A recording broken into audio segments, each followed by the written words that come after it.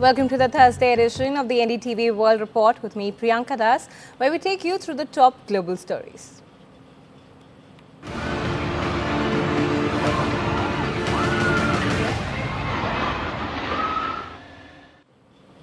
A miracle in Myanmar, 125 hours after a devastating 7.9 magnitude earthquake, a man has been pulled alive from the rubble of a collapsed hotel in Mandalay. Rescued by a team of Chinese responders, the survivor was found on a lower floor of the Golden Country Hotel and is now in stable condition.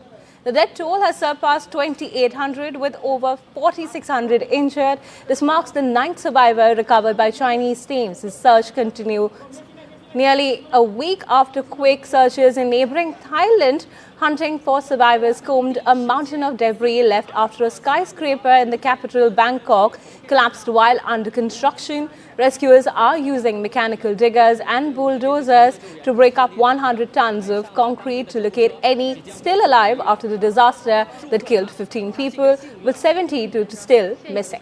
NDTV is the only channel on ground in Bangkok covering the developments very closely. Let's go across to my colleague Vishal Vivek, who joins us right from Bangkok. He's been there since the past 6 days, getting us the latest updates.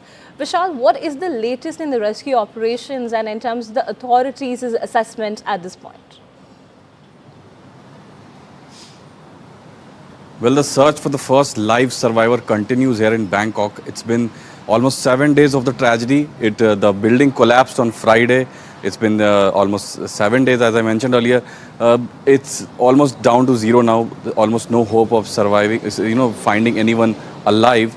Authorities had told me about 4 days ago that there was just 1% chance of survival. So it's almost zero now. And authorities are going ahead with breaking down the debris and trying to locate the bodies, because locating the bodies itself is a big task, because it was a 33-story building. It was a huge building. It collapsed, and to pull out even dead bodies would be really difficult. So that will be a major task at hand for the authorities here. It's been almost 7 days. It will take some time, but authorities have told me they are willing to take as much as 7 days, as much as 2 months to get to the bodies, to retrieve the bodies, because they want the families of the victims to know that what was the state of their families. So all of that is there, but at the same time, on the other side of the border, Myanmar is bearing the brunt of the earthquake, because that is where the epicenter was, 7.7 magnitude, and it has so far killed more than 3,000 people. And miraculously, a lot of cases have been turning up where people have turned up alive, like the case of the man you mentioned earlier. He was pulled out alive after 5 days, and he's mostly unscathed. So it's sort of a miraculous thing in this whole upheaval. But so far, this magnitude has almost destroyed the second largest city of Myanmar, the Mandalay. It's a historical city. It's been almost flattened. That is what the satellite images show. The information. So the information is also quite scant coming in from there. So we'll give you the latest when we have them. Back to you. All right, Vishal, thank you so much for getting us the latest. And on, again, a miraculous rescue operation, as you mentioned. Taiwan's defense ministry has reported a surge in Chinese military activity as Beijing concluded the 2 days of war games. In the past 24 hours, 59 Chinese warplanes and 23 Navy ships were detected near the island. 18 warplanes crossed the Taiwan Strait median line, further escalating tensions. China calls the drills a response to Taiwan President Lai Ching-te, whom Beijing considers as a separatist. The exercises have drawn concern from the US, Japan and the European Union, as well as the United Kingdom. The United States has imposed a 26% reciprocal tariff on India effective April 9. Citing non-tariff barriers that hinder American exports, President Donald Trump has said that the move is justified as India has long charged high tariffs on US goods. The White House claims this could unlock $5.3 billion in US exports annually. However, the decision has triggered global outrage. The European Union chief Ursula von der Leyen called it a major blow to the world economy. Meanwhile, China has threatened retaliation, and Australia Prime Minister Albanese said that this is not an act of a threat. Here's how world leaders are reacting. Take a look at this report. As you said, Trump's reciprocal tariffs decision has indeed ruffled feathers worldwide as nations still are bracing for the economic storm that is yet to befall them. Upping the ante, we have the EU Commission's President Ursula von der Leyen first up, who has warned, in fact, that Europe will always protect its interests and values. In fact, it is also ready to engage with Washington to go from confrontation to negotiations. Next up, we have China's Ministry of Commerce that has also jumped right into the ring, Parmeshwar. It has announced resolute countermeasures, apart from urging Washington to, of course, immediately cancel its unilateral tariff measures. Now, from the land down under Australia, we have Prime Minister Anthony Albanese, and he's warned that it's the American people who will, in fact, pay the biggest price for these unjustified tariffs. It does not end there. In Spain, moving to Europe now, Prime Minister Pedro Sanchez stands firm, saying, we will provoke our workers and remain committed to an open world. Meanwhile, that's not all we have from Europe. Swedish PM Ulf Kristersson has called for cooperation, declaring, we do not want to fuel a trade war, a growing trade barrier. We do not want a trade war. Meanwhile, in Switzerland, in neighboring Switzerland, President Karine Keller-Sutter promises swift action, emphasizing the nation's commitment to international law and even free trade. Meanwhile, Ireland's PM Michel Martin has decried the moves, stating that tariffs benefit no one, especially not the Irish workers. And in fact, in Colombia, Foreign Minister Laura Sarabia has added, we are evaluating how to protect our interests and exports. Now, as the world holds its breath, Parmeshwar, one thing is sure, these trade tariffs and the trade war, it's far from over. And well, as the dust settles, the writing seems on the wall. This is not just a trade dispute. It's in fact a powder keg waiting to blow. Back to you.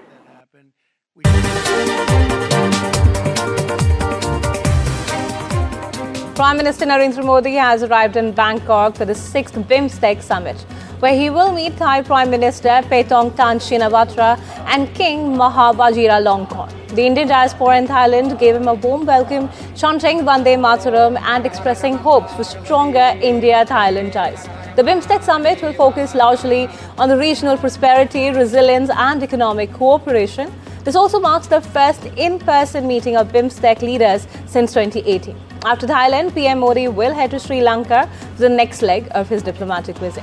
My colleague Vishal Vivek spoke to the Indian diaspora. Listen in. Prime Minister Modi is about to arrive. It's just about few minutes from now. We have with us here members of the Indian diaspora in Thailand. Let's go and speak with them and get to know how excited they are. Sir, can you tell your name, please? Yeah, my name is Somen Bose and I represent Bharati, the Bengali Association of Thailand. We are absolutely over the moon with our Honorable Prime Minister and Vishwaguru, Mr. Narendra Damodas Modi's arrival. We are really happy. How long have these preparations going on, sir? Oh, this has been going on since last 15 days. Each and every association was meticulously informed and told to nominate their best candidates. And then it was divided into airport, the lobby and the ballroom. They have selected few people from their diaspora and they have nominated for airport separately and for the lobby. And the heads of these associations are invited into the ballroom as a special guest. And will you have some face-to-face conversations with the PM as well, or that's not in the lobby, I don't think it is possible because Prime Minister Ji will be walking across. Are there any cultural events planned? I heard there was some Bhangra event planned or something like that. No, in the ballroom, I heard that there's going to be some Ramakien, which is a Thai version of Ramayana, is going to be performed. And then probably Prime Minister will give a speech. The death toll in Gaza has surpassed 50,000 with over 114,000 injured, according to local health authorities. Now, since March 18th, Israeli military operations have reportedly killed 1,066 people and injured 2,597. The Israeli military says it has targeted Hamas sites ahead of a offensive in southern Gaza. Meanwhile, Hamas claims Israel has rejected a ceasefire proposal. The humanitarian situation continues to worsen, with aid efforts struggling to reach those trapped under rubble. Russia and Ukraine have accused each other of attacking energy facilities despite a recent agreement to avoid such strikes. Moscow claims Ukraine targeted power infrastructure in the Kursk region, affecting 1,500 households. Kyiv, in return, reports that Russian drone and artillery attacks on power stations in Sumy and Dnipropetrovsk, leaving 4,000 without electricity. The Kremlin has said that President Putin is open to peace talks, but Ukraine shows no willingness to negotiate.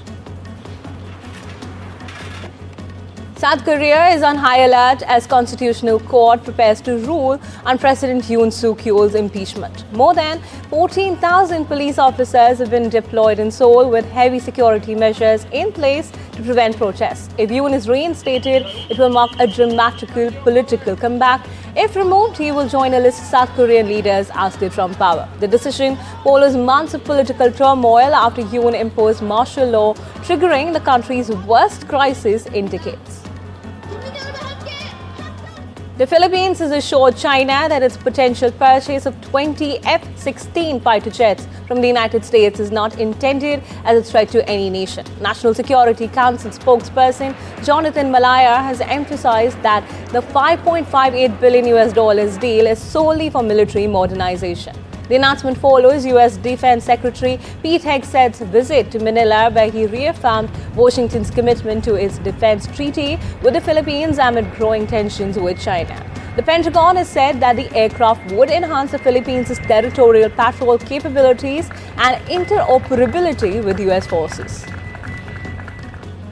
Journalists in Haiti are risking their lives to report on the country's worsening gang violence. With gangs controlling 85% of Port-au-Prince, reporters are dodging bullets and threats, even as media outlets are attacked and forced to shut down. Some journalists have fled, while others, like radio reporter Jean-Jacques Asperges, continue working despite losing everything, including his equipment and home. The situation has made Haiti the world's worst country for unsolved journalist killings, with 7 murders still unpunished since 2019. De sorti une note pour nous dire aucun journaliste n'a le droit pour couvrir activité et qu'a fait par les gangs armés qui ont terrorisé la population. Plus grosse difficulté c'est qu'à circuler dans la capitale là, à faire reportage de des quartiers qui extrêmement compliqué pour nous aller là-dedans au moment. Donc ça vient fait que nous avons accès à l'information, bon accès avec premières données, premières informations, bon accès avec des contenus que nous presque pas gagner parce que nous pas aller dans pile quartier dans la capitale là dans moment là qui est vraiment contrôlé par les criminels. It's time for us to take a short commercial break. Lots more news and updates coming up on the other side. Stay tuned.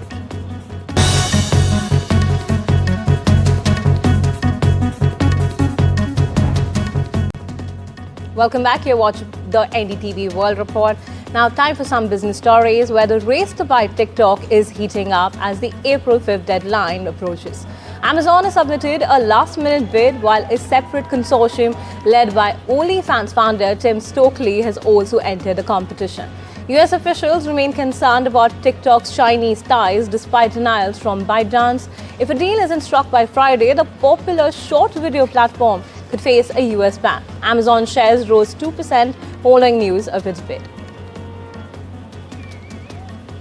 OpenAI CEO Sam Altman has jumped onto the Studio Ghibli style trend, sharing an anime-style image of himself as an Indian cricketer. The post has divided the internet. Some fans embraced the creative spin, while others speculated on its timing, linking it to Altman's comments on India's growing AI market.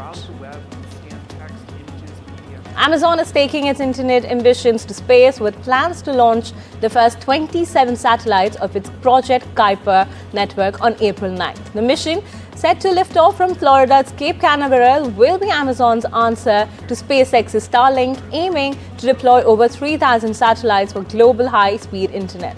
The $10 billion project has been in development since 2019, with extensive ground testing ahead of this critical first launch. Meta CEO Mark Zuckerberg is reportedly lobbying President Donald Trump to settle an antitrust case ahead of an April 14th Federal Trade Commission trial. The FTC is pushing to unwind Meta's acquisitions of WhatsApp and Instagram as part of a broader crackdown on big tech.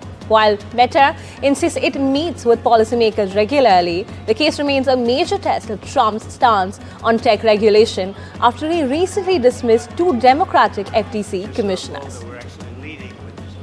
Indian pharmaceutical stocks soared as much as 15% after President Trump's new tariff list left the sector untouched. Gland Pharma led the surge, climbing 15%, while Aurobindo Pharma, Dr. Reddy's and Divi's Laboratories rose about 5% and 8%. The Nifty Pharma Index gained 4.5% in early trading, marking its biggest single-day jump since September 2020. The exemption has fueled investor confidence in India's pharma exports. The US tech sector took a massive hit after President Donald Trump announced higher than expected reciprocal tariffs impacting manufacturing hubs in China and Taiwan. The Nasdaq tumbled 3.3% and the market value of the magnificent 7 tech giant shrank by approximately $760 billion. Apple shares suffered the most, plunging nearly 7%, while S&P 500 futures dropped 2.7%. European and FTSE futures also fell, signaling global market jitters over the new trade barriers. Listen in to what Trump said. I think you're going to remember today it's going to be a free nation that we're dealing with. We're going to have a very free and beautiful nation. It's going to be Liberation Day in America, and it's going to be a day that hopefully you're going to look back in years to come and you're going to say, you know, he was right. This has turned out to be one of the most important days in the history of our country.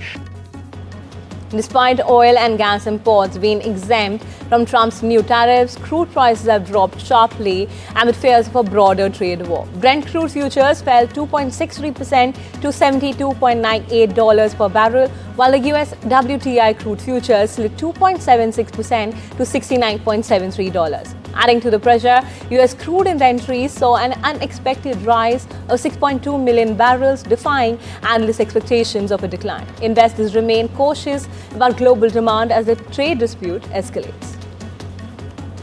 Volkswagen has announced an import fee on vehicles affected by President Trump's 25% auto tariffs, which cover $460 billion worth of imports annually. The company has also temporarily halted the rail shipments from Mexico and plans to disclose its new pricing strategy by mid-April.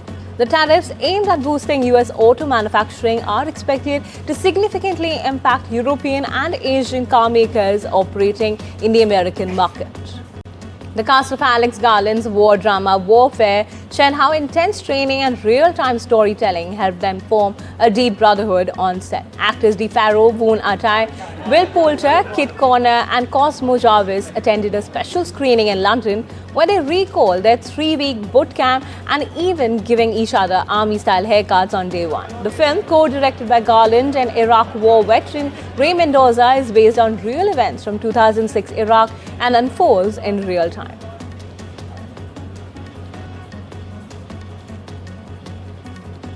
It's time for us to take a short break. Lots more coming up on the other side.